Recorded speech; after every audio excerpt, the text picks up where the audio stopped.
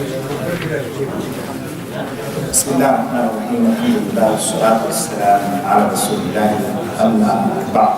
يقول المؤلف رحمه الله وهو الإمام أحمد بن محمد بن حنبل الشيباني رحمه الله تعالى والإيمان بالميزان يوم القيامة كما جاء يوزن العبد يوم القيامة فلا يزن جناح بعوضة وتوزن أعمال العباد كما جاء في الأثر والإيمان به والتصديق به والإعراض عن من رد ذلك وترك مجادلته. وقال رحمه الله تعالى وأن الله تعالى يكلم العباد يوم القيامة ليس بينهم وبينه ترجمان والإيمان والتصديق به. We have two issues today, Ikhwani, that the people of as-Sunnah, al-Hadith believe in. And Imam Ahmad brought these 2 points because the people of al-Hawa, the people who didn't find it kafin to just take what the companions were upon, and they started to ask questions that were unnecessary from the ilm al-kalam. They started to bring these issues, and as a result of being affected by the philosophers of Persia and Greece and Rome, they started asking questions about things that were in the Quran and the Sunnah and explaining them away. So Imam Ahmad brought these 2 points we're going to deal with today, inshallah, in an attempt to tell the Muslim the importance of understanding these 2 points correctly. The whole book is about the i'tiqad of the Muslim, what he believes in, and our iman and our aqidah. It's not something to be played with, it's not something to be taken lightly. So the 2 points that he brings today is that the people of Islam, people of the Sunnah, people who want to be upon the Islam of the companions, radiyallahu anhum ajma'in, they believe in the mizan, that there will be a mizan yawm al-qiyamah, as it has come in the hadith that a slave will be brought yawm al-qiyamah and will be put in the scales and he won't equal the wing of a gnat, and the deeds of the people will be weighed as well. And Imam Ahmad said we have to believe in that, we have to have tasdeeq in it, and you have to turn away from people who want to argue and have a big discussion with you about that. Don't waste your time with people who come with these types of argumentations about the things that they want to do. There's no proof for it, but they want to grab proofs from the sky, and by hook or crook, they're going to try to prove to you that it's permissible to do this or it's not permissible to do that with no dalil. They'll take the proof of the Quran ayats and take them out of context. They take the ahadith and take them out of context. They'll make qiyas, analogy, but the type of analogy that's not permissible in Islam. So the last point that Imam Ahmad mentioned concerning this, al-i'rad, turning away from people who just want to argue. You can bring some people like the kuffar al-kitab, the kuffar Quraysh. You can bring them every ayah. Allah Azza wa Jalla can come down from the sky, they're not going to believe it. Some people are like that. That's the nature of Bani Adam. Some people are anid, he's stubborn. The Arabs, they say to a man who insists on his point of view, they say, anzatun walau tarat. He'll continue to tell you, that thing over there, he's trying to make his point, bring all the dalil, and he doesn't want to listen. He just rejects it. What he's saying, there's no proof for it. What the reality is, there's proof for it. So they say, this individual, he says, it's a sheep, even if it flies in the air. No matter what he's going to insist. You're explaining to him, look, it's a bird, it's a plane, it's a giraffe, and you're proving to him. But his position is he's going to stay on his point. And he says it's a sheep, even if it flies in the air. So you have to turn away from that individual. As for the individual who just doesn't know, and he's mixed up, then you try to debate and you try to argue with what is best. Billati hiya ahsan. You argue, you debate with the one who wants the truth. And then he went to the second point, and the second point is that the people of the Sunnah, they believe that Allah Azza wa Jal will speak directly to His servants Yawm al-Qiyamah. And there won't be any translator between each and every individual and Allah. Again, and Imam Ahmad brought this issue because some Muslims came, and despite the fact that there are proofs that Allah is going to talk to every single person here. That little brother right there seems to be the youngest one in this majlis, the youngest one here, and the eldest one here, and everybody in between, and the people who are not here. Allah is going to talk to every single person individually, because the Nabi said that. So some Muslims came and said, no, Allah is not going to talk to anybody because it doesn't befit Allah. He is munazzah from that. He's too big, he's too great for that. Although the Nabi said that's what's going to happen. So Imam Ahmad brought these 2 points because, again, Muslims started to be philosophical about these issues and they rejected the truth. As for the Mizan, Al-Mizan, a few things that we need to mention about the Mizan. And I think that this kalima, it found its way in most of our language. Urdu is the word Mizan. Somalia, in Somali language, is the word Mizan. It's an Arabic word everybody knows. It's the scale. Yawm al-Qiyamah, Allah Ta'ala is going to bring forth a real makhluk that is called the Mizan. A real scales, in order to establish the hujjah and the dalil against His servants. And that's because the Quran said it and the Sunnah. But before mentioning that, inshallah, we should tell you that the kuffar of Quraysh, they believed in some of what the Nabi sallallahu alaihi wasallam called them to. They believed in Allah, but they believed in Allah the wrong way. They believed Allah was there, they believed that. But they believed in their other gods as well. And they believed that those gods were, those idols were shufa'a. They would be intercessors for them with Allah. They would ask the idols, help us to get to Allah, help us. And then He told them, leave all of that stuff and just go straight to Allah Azza wa Jal. So they believed in Allah subhanahu wa ta'ala. وَلَئِنْ سَأَلْتُهُمْ مَنْ خَلَقَ السَّمَاوَاتِ وَالْأَرْضِ لَيَقُولُنَّ اللَّهُ. You ask them, Ya Muhammad, Abu Lahab, Abu Jahl, who created the heavens and the earth? Verily, they're going to say Allah did. Quraysh believed that. They believed Allah sent down the rain. They believed that Allah gave them children. They believed that Allah can protect them. They believed that. They used to call Him Allah. They used to call Him Al-Aziz. They used to call Him Al-Alim. وَلَئِنْ سَأَلْتُهُمْ مَنْ خَلَقَ السَّمَاوَاتِ وَالْأَرْضِ لَيَقُولُنَّ خَلَقَهُنَّ الْعَزِيزُ الْعَلِيمُ. If you ask them who created the heavens and the earth, verily they're going to say, the heavens and the earth, they were created by Al-Aziz Al-Alim.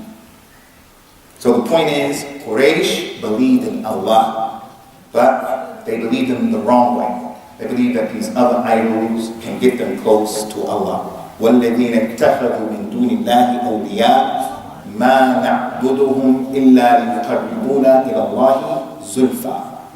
They said, we only worship these things because they get us close to Allah. So they believed in that. They also believed in the malaika. And Islam called them to al-iman bil-malaika. Kuffar of Quraysh, they believed in the malaika.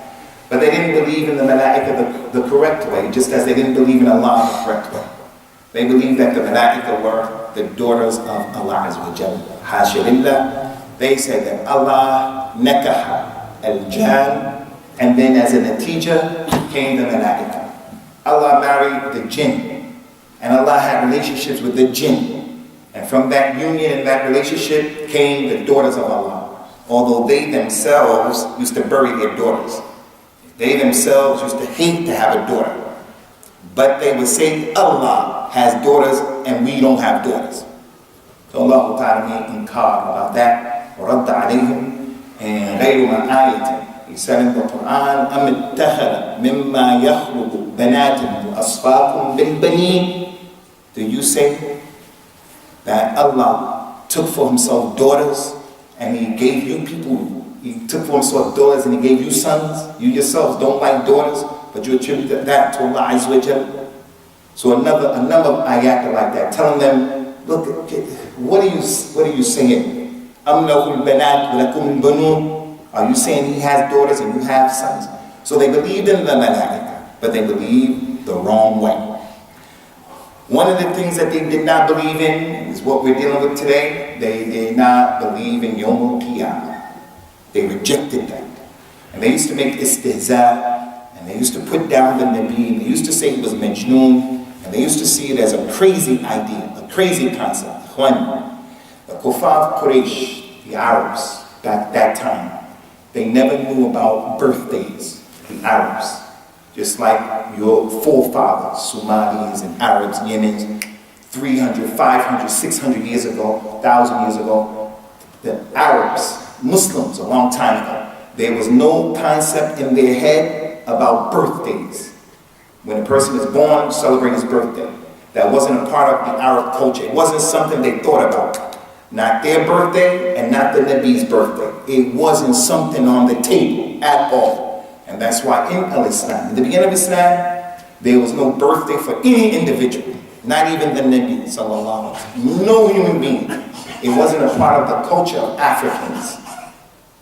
Where does it come from? It came from Germans. They did the celebrations. They believed that they were evil spirits. So on a person's birthday, the day that they were born, people gather around him. The more people who gather around him, the less the evil spirits will come. And the Europeans took it from the Germans, and when the colonizers colonized Muslims and they mixed with other people, birthdays and celebration became a part of what people have today. The point is, during that time, Arabs, Abu Lahab, Abu Jahl, those people, they found this concept of Yawm al-Qiyamah ba'id jiddan. Gharib, ajib. They couldn't get their heads around it, and they didn't accept it. So a number of ayat show how they used to look at it. وَقَالُوا أَإِذَا ضَلَلْنَا فِي الْأَرْضِ أَإِنَّا لَفِي خَلْقٍ جَدِيدٍ بَلْ هُمْ بِلِقَاءِ رَبِّهِمْ كَافِرُونَ قُلْ يَتَوَفَّاكُمْ مَلَكُ الْمَوْتِ الَّذِي وُكِّلَ بِكُمْ ثُمَّ إِلَى رَبِّكُمْ تُرْجَعُونَ. They used to say, Ya Muhammad, you mean to tell us when we all die, wherever we die in the earth, and we all scattered all about, when we die, you tell us we're going to be brought to a new creation? Allah said, tell them, verily the angel of death, who has been made responsible for every one of you, is going to come and get you, and you're going to return to your Lord.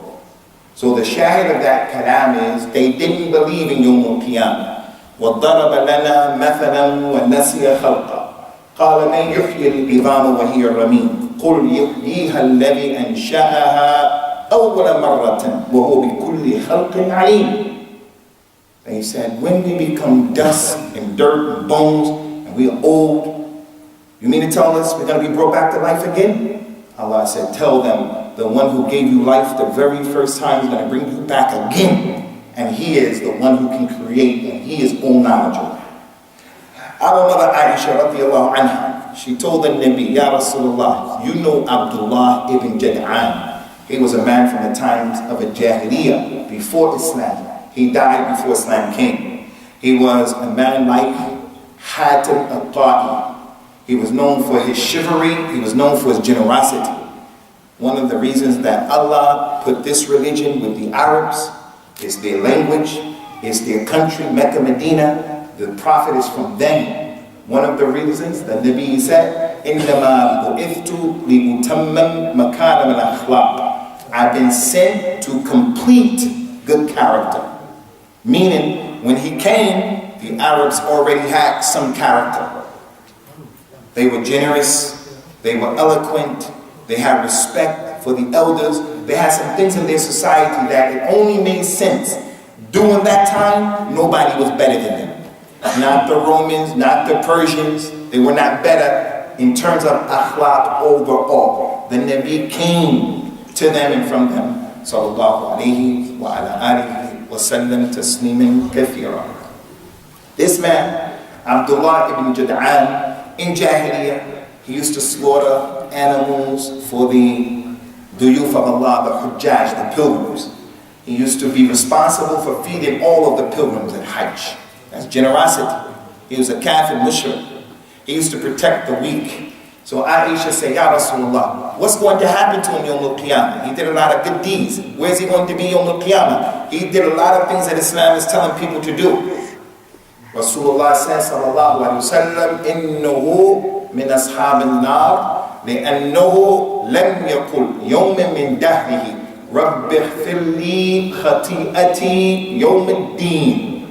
He's going to be in the hellfire, Aisha. Despite all of that good that he did, he's going to be in the hellfire because he never said during the course of his life, oh my Lord, forgive me for my mistakes, Yawm al-Din, meaning he didn't believe in Yawm al-Qiyamah.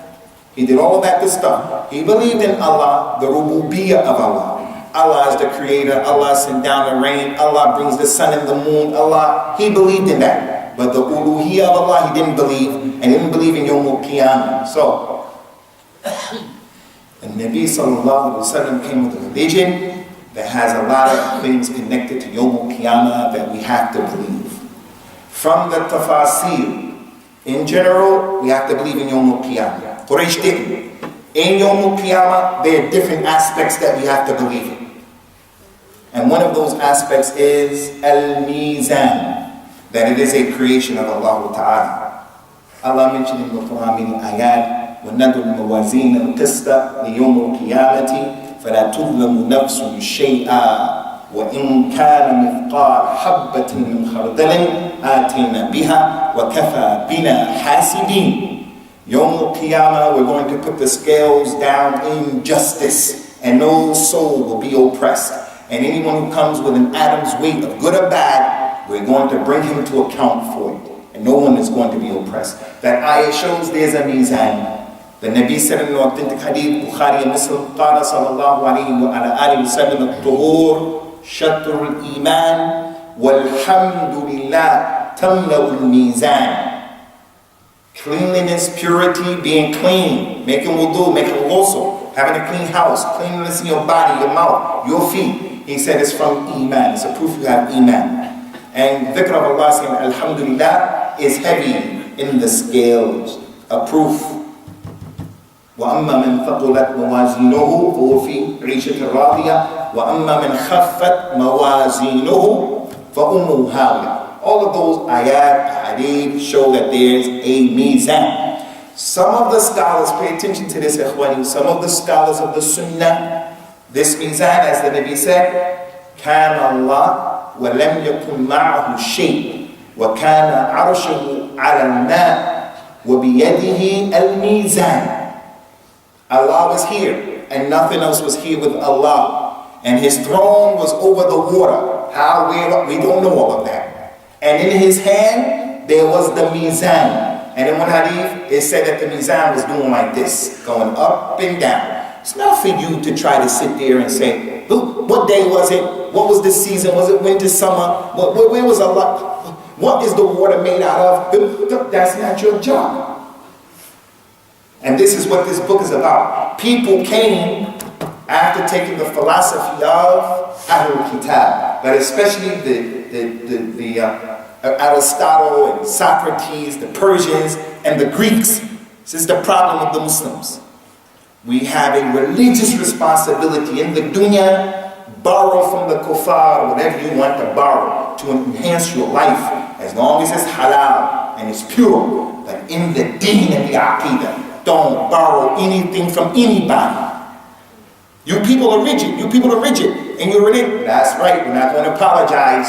I don't want to be a Muslim because there's no liberty. Okay, that's your problem. There is no liberalism in aqidah. There's no liberalism in ibadah. That's for the dunya. He has on that coat. He's on that coat. He has that sock. He has this type of camera. We want this payment. Do what you want in the dunya. In the dunya. But in the deen, no. So the point is, the Nabi said, the mizan was in Allah's hand, going up and down at the beginning of creation. Some of the ulama of the Sunnah, this is an important point, they said that the mizan, you know, the scale in the store, the scale, They said that the mizan of the Quran and the Sunnah Yawm al-Qiyamah, it has a lisan, meaning you know how you can tell if the scale is in the middle, it'll go to the right or the left. Some of the scholars of the Sunnah, like Imam Abu Muhammad Abdul Ghani al-Maqdisi, he has a book like this called Lum'at al-I'tiqad. And Imam Abu Hatim al-Razi, he has a book called as-Sunnah. They said that the mizan has a lisan. There's no dalil for that. They're imams of the Sunnah, they're good people, like Imam Ahmad. But they never brought any dalil. There's no proof in the Quran, there's no proof in the Sunnah that the mizan has a lisan, that thing right there. Someone may say, come on, the main point is the mizan. No, that ain't the main point. The main point is, even if it's scholars who we love, honor, and respect, Imam Ahmad, Abu Hanifa, Imam Malik, any scholar, any human being, if he claims something in this religion, he has to bring the proof, no matter who he is. But we do recognize and acknowledge that ulama, some scholars, they said the mawlid is permissible. Some scholars, they said that if you don't pray out of laziness, you are kafir. You're not a real Muslim. If you let the salah come and go, you just said, some said you're kafir. Some scholars said things that were wrong. The way we look at it is, that scholar, ala rasul ayn, we respect him. And he has a reward for his ijtihad. Because he's not like regular people. That's one thing. But following him and what he said as a mistake is another thing. Don't let your dalil be, my sheikh said, or the sheikh said. Abu Bakr said things that were not correct, radiyallahu anhu. Umar said things that were not correct. Every human being makes mistakes except one person. And again, who's the one who doesn't make mistakes? You guys always say it real low. It's not pleasing. Who's the one person who doesn't make mistakes? Rasulullah sallallahu alaihi wasallam. He's ma'soom. Don't say, the sheikh said. Don't say that. That's not a proof. Because the other person just said, but the other sheikh said something else. And then the third one could say, and he said something. And that's our religion. That's confusion. So the thing about the lisan and the scale is not authentic. So if you come across that in books, it's not authentic. So we believe that the mizan has two parts to it. They go up and down, and the deeds will be placed in them. And Imam Ahmad mentioned two things will be placed in the mizan. And the reason why we're giving this class at Wani is not just for information, but also for inspiration. If we know this thing, then be aware and work for it. If we know these things, then avoid what's going to be against you in the mizan. Two things will be placed in the mizan. One, every single person will be placed in the mizan. The individual himself. You're going to be placed in the mizan. And you're going to be weighed as an individual. So what does that mean? It means what you ate, halal or haram, is going to reflect in that mizan. It means the things that Allah put in your body, from them are things that the fitrah, the Nabi said 10 things are from the fitrah, 10 things.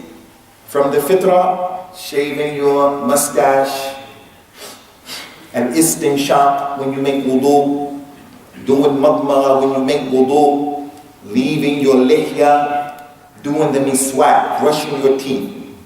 From the fitrah, taking the hair from under your arms off.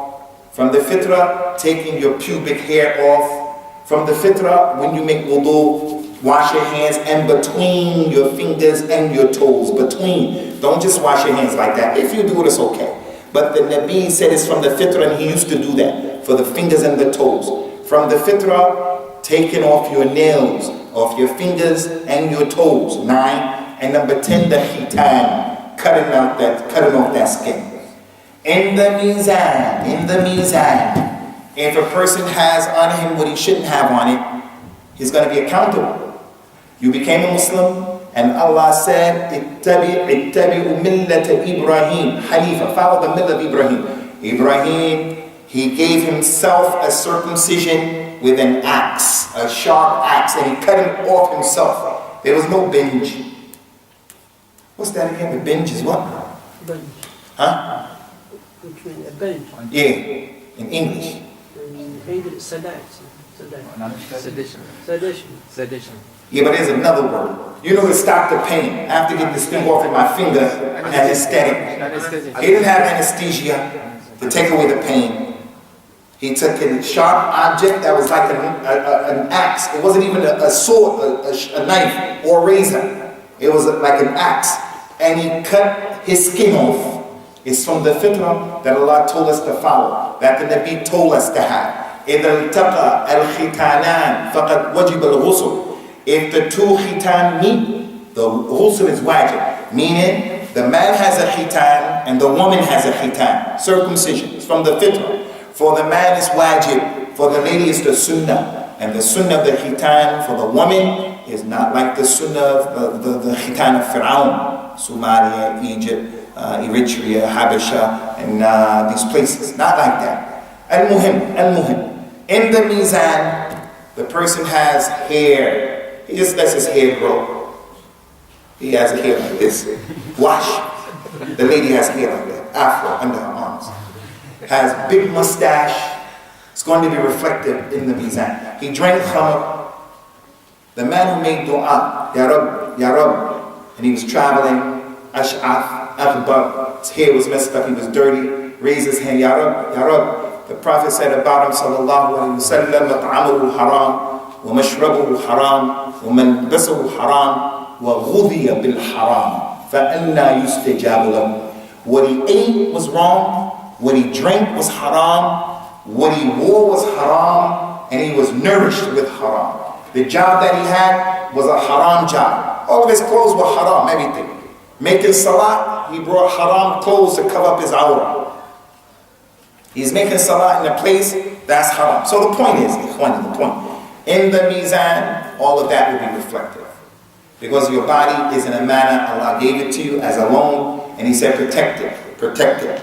You can do certain things with it, and you can't do other things. So everybody will be put in the mizan. Everybody. Rasulullah says, sallallahu alayhi wa sallam, to prove this point, لَيَأْتِ الرَّجُلُ الْعَظِيمُ السَّمِينُ يَوْمُ الْقِيَامَةِ فَيُوضَعُ فِي الْمِيزَانِ فَلَا يَزِنُ عِنْدَ اللَّهِ جُنَاحَ بَعُودَةٍ. A big, strong, powerful man will come Yawm al-Qiyamah. He's big. He could be big with muscles, or he could be big, overweight because of the way he used to live. He lived large. He had a good life. He'll come Yawm al-Qiyamah. He'll be put in the mizan. And although in this dunya, when you get on the scales, it says 200 pounds. I think 30 stones here. 35 stones. But Yawm al-Qiyamah, he won't equal the weight of the wing of the gnat. Because he made shirk, because he was a fasiq, because he was a fajr, because he was a mushrik. Abdullah bin Mas'ud, in showing his position, the Nabi says, sallallahu alayhi wa sallam, لَرِجْلُ Abdullah bin Mas'ud fil mizan yawm al-qiyamah أَثْقَلُ مِنْ جَبْلِ أُحُدٍ. Abdullah bin Mas'ud, if you put one of his skinny legs in the mizan, just one, it's going to be more heavier than the mountain of Uhud. So that goes to show everybody will be put in the mizan. With that being the case, ikhwani, leave your lihya. That job tells you when they expect from you, cut your lihya. Okay, we understand, that's what they want. That's their point of view. But Allah Azza wa Jal told you, Yawm al-Qiyamah, you're going to have to stand in that mizan. And this is not putting anyone down. Again, our wives, looking beautiful for them, looking beautiful to them, is taking and plucking the eyebrow and making it the way they make it. You have to tell your wife, don't do that. Because in the mizan, the Nabi cursed you in Islam, and in the mizan is going to be reflected. Eat halal, eat right, work correctly. So the person will be put in the mizan. Second of all, the deeds of the people will be put in the mizan. The person and the deeds. You're sitting here right now, Yawm al-Qiyamah will be in the mizan. My sitting here will be in the mizan. Your sadaqah, your juma'at, your hajj, your umrah, your dhikr, your birru walidain will be in the mizan. The fact that your wife gave birth to a child will be in the mizan. And Imam Ahmad brought this issue. Why? Because some Muslims came and they said, wait a minute. First of all, the mizan is allegorical. There's no real mizan. The meaning of these mizan is, the meaning of it is allegorical, just means Allah will hold you accountable. Allah doesn't need a physical mizan. Allah knows the big and the small. He doesn't need that. Besides, how is it possible that a woman, a Muslim woman who went through the jihad of having a baby in the mizan, good for her, that she has sabr and she delivered that baby. And while she was delivering the baby, she was saying, Allah Latif, Ya Allah, Ya Rabbi, Sahih, Sahih. All of that, taken in the mizan. These people said, how is her childbirth going to be in mizan Yawm al-Qiyamah? There's no childbirth. It's intangible. You can't hold it. You can't touch it. You can't smell the dhikr of Allah. Reading the Quran. You can't see these words, smell these words. And they use their intellect. The companions didn't say that. The companions, when they heard these ayats and they heard these ahadith, they didn't say, Ya Rasulullah, how is it possible that I'm going to be put in the mizan when it's going to be a ruh? I'm going to be a ruh. They didn't say that. So when they rejected these issues, the scholars of the Sunnah came and said, no, the way we understand this is yes, the deeds and the actions will be in the mizan. And you have to believe that. When the kuffar of Quraysh disbelieved in Yawm al-Qiyamah, Allah Ta'ala mentioned, وَمَا قَدْرُ اللَّهِ حَقَّ قَدْرِهِ وَالْأَرْضُ قَبْضَتُهُ جَمِيعًا يَوْمَ الْقِيَامَةِ وَالْأَرْضُ جَمِيعًا قَبْضَتُهُ وَالسَّمَاوَاتُ مَطْوِيَّاتٌ بِيَمِينِهِ سُبْحَانَهُ وَتَعَالَى عَمَّا يُشْرِكُونَ. The kuffar of Quraysh, when they disbelieved in Allah, when they didn't believe that Allah can bring them back to life, Allah said they didn't consider Allah the way He was supposed to be considered. And the whole earth will be in His right hand Yawm al-Qiyamah. And the heavens, He's going to fold all of the heavens up and He's going to have them in His hand. Can you imagine that? How does the heaven get folded up? How does that happen? It's not for you to sit there and say, this is allegorical, it doesn't mean that. Does anyone know, during the course of the day, what's the best time to travel if you want to travel from Mecca to Medina, from Medina to Mecca if you want to drive your car? What's the best time of the day to travel and why? Does anybody know? After sunset. After sunset? Nah, Sheikh. In the morning. To go out to get your risk, to work early in the morning is the best time, but as-Safar. When's the best time to travel, for a Muslim to travel? Anybody know? Night. During the night time. Why? The reason why is that the Nabi says, sallallahu alaihi wasallam, Allah folds up the earth in the night time. So if you travel from here to Birmingham in the daytime, and you take the same road from here to Birmingham in nighttime is going to be the same. Nighttime is going to be shorter, even if your GPS estimated the same time, because the earth folds up. One of the meaning of the earth folds up is it's going to be less traffic on the street. It's going to be usually less traffic. But during the time of the companions, there was no traffic. So they just believed Allah folds up the earth. So what's the problem that the earth folds up? Why do we limit? Why do the Muslims limit Allah? The mizan, you can't put these things in this. Why do you do that? Yawm al-Qiyamah, Allah said about this earth and the heavens, يَوْمَ تَتَبَدُّلُ الْأَرْضُ غَيْرَ الْأَرْضِ وَالسَّمَاوَاتِ وَبَرَزُوا لِلَّهِ الْوَاحِدِ الْقَهَّارِ. Yawm al-Qiyamah, this earth is going to change from the one that we know it. And the heavens are going to change from the reality that we know it. And the people are going to come out and they're going to stand before Allah al-Wahid al-Qahhar. These issues just require al-Islam. Just submit, that's all. So the deeds and the people will be in the mizan. Lastly, ikhwani, concerning the mizan, and there's a lot that can be mentioned. Everybody here, there are certain things that can make your mizan heavy. A lot of things. But if you want to know what can make your mizan heavy, at the top of the list, having the correct aqidah. There's nothing better than the correct aqidah in the mizan. Don't let your aqidah be mixed up with the aqidah of Ahlul Kitab, Sikhs, Hindus. Don't take your hawa as your ilah. Don't be a person like Fir'aun, mustakbir, mutakabbir. Well, I have a PhD and I think. I I don't accept that. Don't be like that. Just have the right aqidah. Yawm al-Qiyamah, Yawm al-Qiyamah. The person will be brought forth. All his life he did bad deeds and no good at all. He'll have 99 scrolls, 99 books of bad deeds. Zina, khamr, qatl, all kind of stuff. 99 books will be put in the mizan on the left side, and it's going to go up. And then he'll be asked, do you have any good deeds? He said, I don't have any good deeds. He said, no, you have one good deed. You said, La ilaha illallah. And then the thing will be pulled out, bataqa, and he'll say, what is that going to do with all of these books? It's just a little card, and these are books, and it's just a little card. 99, and this is just a little card. And as the ayah said, La tudlamu nafsun, fala tudlamu nafsun. No person going to be impressed. That will be put in the mizan, and it's going to take all of that and put it down. Put that up, it's going to be down. Man qala la ilaha illallah nafa'athu yawmin min dahya. But this la ilaha illallah, ikhwani, this la ilaha illallah, yawm al-qiyamah, the mizan that's going to do this, is not the la ilaha illallah that the person says, but he worships other than Allah. He swears by other than Allah. He's afraid of other than Allah. He judges and makes a hukum by other than what Allah revealed. That one who comes, that la ilaha illallah is not going to benefit, because it's not the real la ilaha illallah.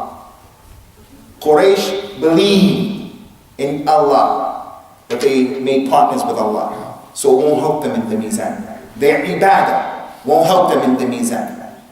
Another thing that's heavy in the mizan is following the sunnah. Al-i'tiba, and al-i'tisam. Following the sunnah. Being a person who tries your best. You may not do a lot, but just do it the right way. Doing a little bit of the sunnah is better than doing a lot of innovation. Doing a little bit of the sunnah is better than doing a lot of innovation. The person after the salat, he says, Astaghfirullah, Astaghfirullah, Astaghfirullah, Allahumma anta as-salam wa minka as-salam. And he just gets up. That's all his dhikr. He sneezes, he says alhamdulillah, that's all he does. Whereas there's another man who sits and he does some dhikr that wasn't legislated for 5 hours, 10 hours, a lot of time. That little bit is better than that. A lot, because it's not sentient. It's going to be thrown back at him. Allah said about those people, فَلَا نُقِيمُ لَهُمْ يَوْمُ الْقِيَامَةِ وَزْنًا. We're not going to give those people any weight يَوْمُ الْقِيَامَةِ. I think all of you have a book in your house called Riyadh al-Salihin. Riyadh al-Salihin. There's a chapter in there that is called Al-Qasdu fi Sunnah. Just following the Sunnah. I don't know how to translate it. It's about the 13th or 14th chapter. Just go to that chapter and read the ayat and the ahadith that go to show. Doing a little bit of what Allah wants you to do is better than doing a lot what Allah didn't legislate. You're going to make yourself tired, spend a lot of money, and it's not going to benefit you. So following the sunnah is heavy in the mizan, even if you do a little. In the mizan, the money was very heavy in the mizan, is having good akhlaq, having good character. Rasulullah told the people, sallallahu alaihi wasallam, afdalu shay fil mizan yawm al-qiyamati husnul khuluq. The heaviest thing in the mizan yawm al-qiyamah is having good akhlaq. Good akhlaq is a person being clean, a person having patience, a person being truthful, a person managing his anger, a person having rahmah, a person not talking too much, not being nosy, a person not being arrogant. Everybody here has good character traits and he has bad character traits. Getting rid of your bad character traits and taking on good character traits is heavy in the mizan. إِنَّ الْمُؤْمِنِ لَيُدْرِكْ بِحُسْنِ الْخُلُقِ مَنْزِلَةَ الْقَائِمِ الصَّائِمِ. If a person has good akhlaq, he doesn't do a lot of salah, but he has good akhlaq, he will reach the level of a person who prays a lot and fasts a lot. He didn't even do it. But then there's a person who prays a lot and he fasts a lot, but he's not good in his behavior. He's not good in his behavior. He's rough to get along with. He's rough and tough. With his wife, he's shadeed. When he goes home, he's an ignited fire, a lion. His wife is the arnab, the bunny rabbit. Last thing about this point was heavy in the mizan, is the dhikr of Allah. Dhikr of Allah, as the Nabi says, sallallahu alayhi wa sallam, in the last hadith of Sahih Bukhari, kalimatani, khafifatani, ala al-lisan, thaqilatani, fil mizan, habibatani lil-Rahman, subhanallah wa bihamdihi, subhanallah al-azim.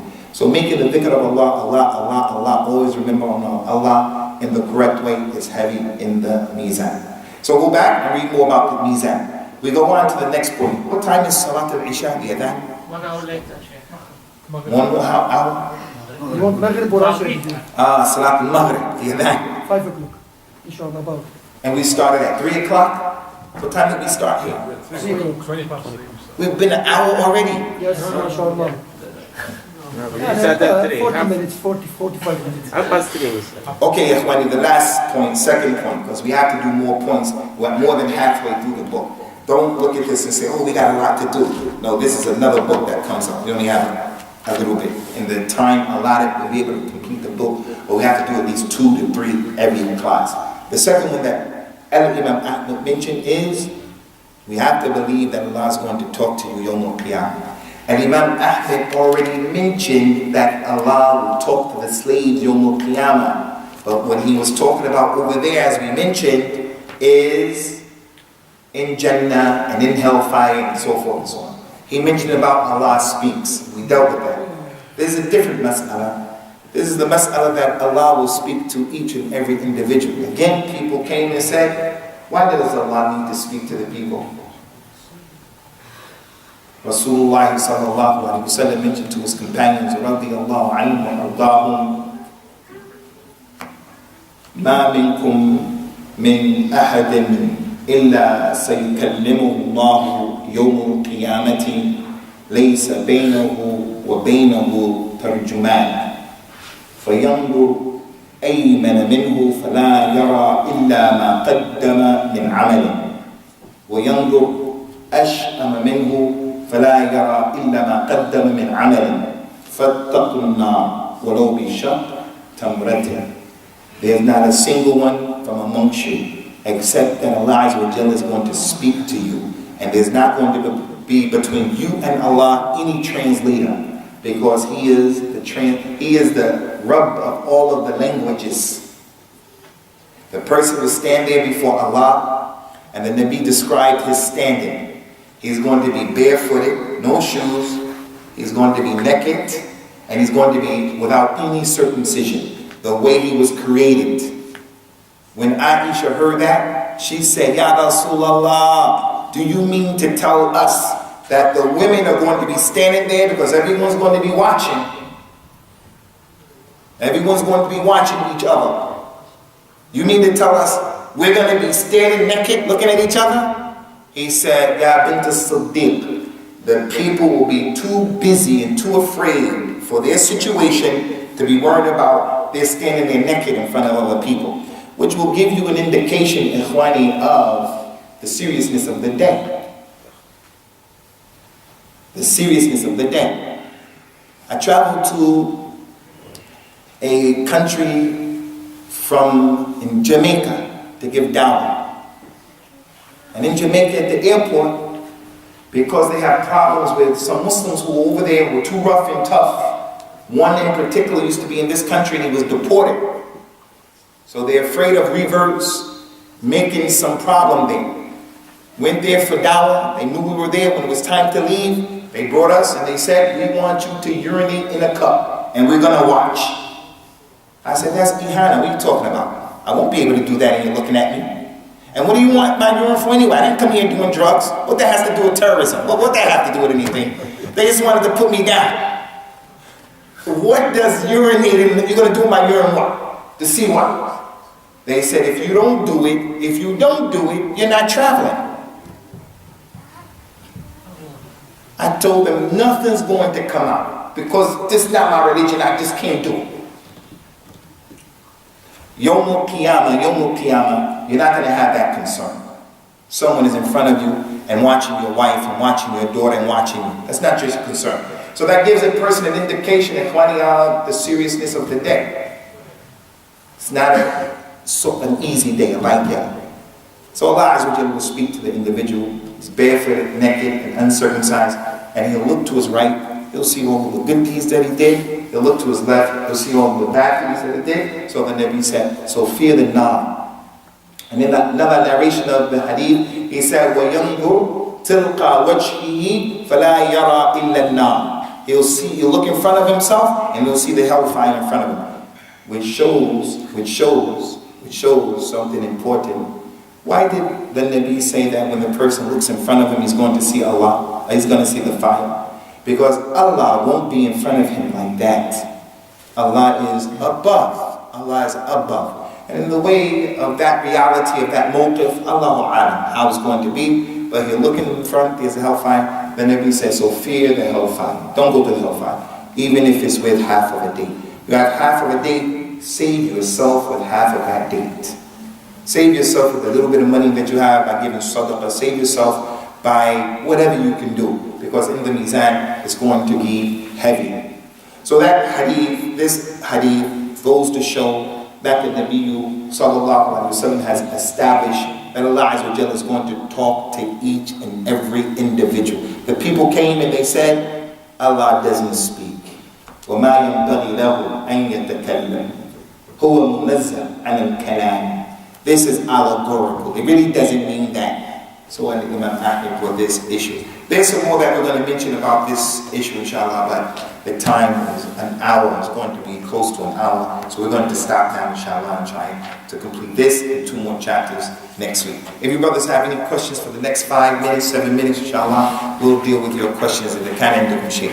Now, Sheikh, dhikrullah. Jazakallah khair for your lecture. It's just one small observation. I thought Faraj was a slip of tongue. You said before Islam. Can you clarify that? Before Islam what? Yeah, you said before Islam and then when... I think maybe what I said was that man, Abdullah ibn Jad'an, Islam came, he lived before Islam. He didn't become a Muslim. His name was Abdullah ibn Jad'an, but like Hatim al-Ta'i, he didn't meet Islam. Islam didn't catch him. He died like the Prophet's mother and father, sallallahu alaihi wasallam. Many of the kuffar of Quraysh died before Islam. Some of them died on Tawheed, and most of them didn't. Most of them died making shirk. So that particular man, before Rasulullah came with the Quran and the Sunnah and the Deen of Allah, that man died. I think that's what I mentioned. I don't know anything other than that. My understanding was that Islam has been there from day one. No doubt. Islam in general is the way of life, a Tawheed, that all the prophets and the messengers called to. And generally it's all Islam. But when we say an Islam, meaning the culmination of the religion that was brought by the Nabi sallallahu alaihi wasallam. But Adam was on Islam, Noah was on Islam, Idris was on Islam, all of them were on Islam, but their religion was not complete until Al-Yawma Akmaltu Lakum Dinakum, when the Nabi came with the complete Islam, حياكم الله الشيخ ذكر الله وبذكر الله تطمئن القلوب. تفضل. All of the shuyukh, they have questions today. تفضل.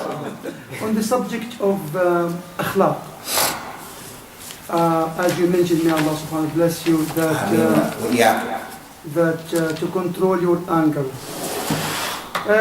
Sometimes when Imam delivering Friday talk, because of his concern and because of subject matter dealing with the community, he tends to raise his voice to convey the message. And many people saying that, oh, why should he raise his voice? Shut up. Keep it quiet. You know, talk gently. Look about how the priests are doing. Look about this and that. Now, good question, Sheikh. Last week we mentioned, Ikhwani, about raising our voices above Allah and His Rasul. The ayah, وَلَا تَرْفَعُوا أَصْوَاتُكُمْ فَوْقَ صَوْتِ النَّبِيِّ. That ayah is not talking about the mu'adhin who calls the adhan out loud. It's not talking about him. It's not talking about the companion Thabit bin Qais, who naturally had a loud voice, but he didn't raise his voice over the voice of the Nabi sallallahu alayhi wa sallam. This ayat also is not talking about the khatib, who raises his voice. That's actually from the Sunnah. They said about the Nabi sallallahu alayhi wa sallam, إِذَا اخْتَطَرَ رَسُولُ اللَّهِ sallallahu alayhi wa sallam اشْتَدَّ غَضَبُهُ وَعَلَى صَوْتَهُ وَأَحْمَرَّتْ عَيْنَاهُ كَأَنَّهُ مُنذِرُ جَيْشٍ. If he gave the khutbah, his anger would become strong, and his voice would raise up, and his eyes would become red. Some of them said that his veins would come out of his head, as if he was warning the people of an army about to come. So he's telling them about Yawm al-Qiyamah, about the Nar, about Jannah, about warning them. Now if the khatib comes and he says, okay people, it's going to be okay, the people are going to start going to sleep in the masjid. They're going to say, this guy, they're going to go to the idara and say, hey, change this. And that's how the people are. Exactly. There's an authentic hadith that the Nabi says, sallallahu alayhi wa sallam, إِذَا أَصَابَ ابْنُ آدَمَ الْحَرْ قَالَ حِسْ وَإِذَا أَصَابَهُ الْبَرْضُ قَالَ حِسْ. Ibn Adam, if one khatib is strong, they say, hey man, why you talk so loud? If the other one is soft, they say, hey man, why you so soft? They're just going to complain. So if we're going to make an amr bil ma'ruf, we have to make an amr bil ma'ruf with ma'ruf. And if we're going to make a nahy an munkar, we have to make a nahy an munkar with al ma'ruf. So this is okay. But don't be like that imam or khatib who goes overboard. There are some who go overboard. We can't understand what they're saying and they're just too rough. But it's from the Sunnah, the Nabi sallallahu alayhi wa sallam, for the khatib to become agitated, to make the tahreed and the tahreed, get people agitated and moving and involved. So it's from the Sunnah. Sheikh, you give the khutbah here? Sometimes. So that was said to you too, huh? Yes. One guy came to me and said, why are you so angry? One day, Yeah, I gave the khutbah. He said, why are you so angry? He said, calm down, relax. So I told him that hadith. well, naturally, the Palestinians or the Arabs, they naturally, we always, like the Somali people, we always raise our voice, but not out of anger or looking down at people. You know, and some people complain that, you know, you raise your voice too much. If there's an ayat no doubt, Surah Al-Luqman, in the Ankara Sawt, the Sawt al-Hamir, the worst voice is the brain of the donkey. You know that noise, the way he does that. Some people talk, and that's what that ayat means. Don't be like that. Don't talk loud unnecessarily, but we do understand that some people have just, their cultures like that. Africans are like that. They're very animated, yes. and Arabs are like that. Yes. And white people tend to be more calm. Yes. But while they're being calm, their government is destroying people's lands and stuff like that. So there's a problem with both cases. Just be balanced. Okay, everybody, we're going to stop here, inshallah. And that doesn't mean all white people, of course. We have some white people from as-Sunnah. We have some white people who come to Islam. Even some non-white Muslim white people are good measure, you know. Barakallahu feekum. Barakallahu.